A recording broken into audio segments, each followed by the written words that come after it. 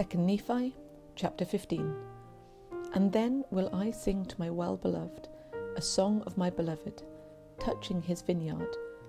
My well-beloved hath a vineyard in a very fruitful hill, and he fenced it, and gathered out the stones thereof, and planted it with the choicest vine, and built a tower in the midst of it, and also made a winepress therein. And he looked that it should bring forth grapes, and it brought forth wild grapes. And now, O inhabitants of Jerusalem, and men of Judah, judge, I pray you, betwixt me and my vineyard. What could have been done more to my vineyard, that I have not done in it? Wherefore, when I looked that it should bring forth grapes, it brought forth wild grapes. And now go to, I will tell you what I will do to my vineyard. I will take away the hedge thereof, and it shall be eaten up, and I will break down the wall thereof, and it shall be trodden down. And I will lay it waste, and it shall not be pruned nor digged, but there shall come up briars and thorns. I will also command the clouds that they rain no more upon it. For the vineyard of the Lord of hosts is the house of Israel, and the men of Judah his pleasant plant. And he looked for judgment, and behold, oppression, for righteousness, but behold, a cry. Woe unto them that join house to house, till there can be no more place, that they may be placed alone in the midst of the earth.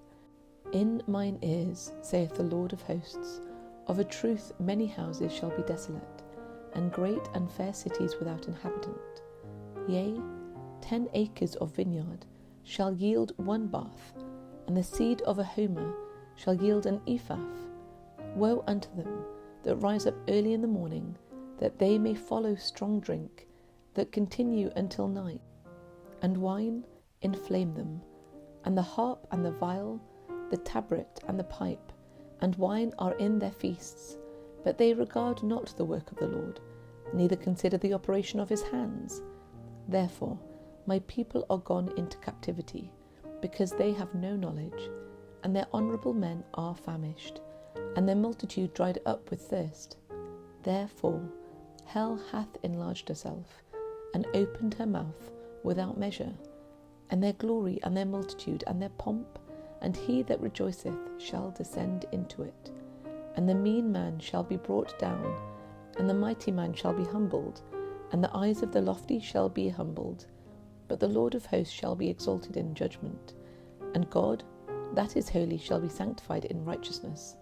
Then shall the lambs feed after their manner, and the waste places of the fat ones shall strangers eat.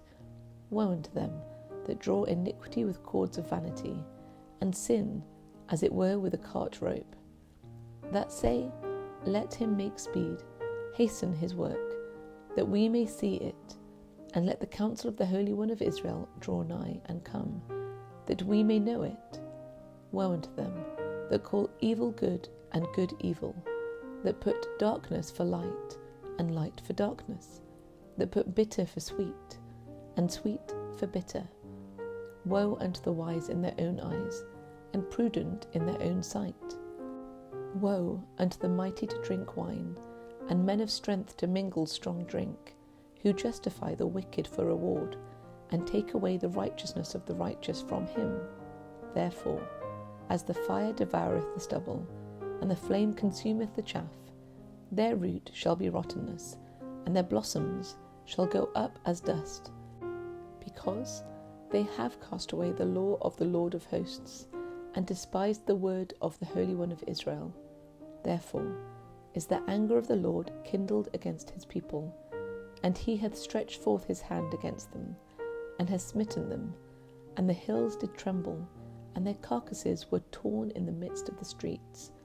For all this his anger is not turned away, but his hand is stretched out still, and he will lift up an ensign to the nations from far, and will hiss unto them from the end of the earth.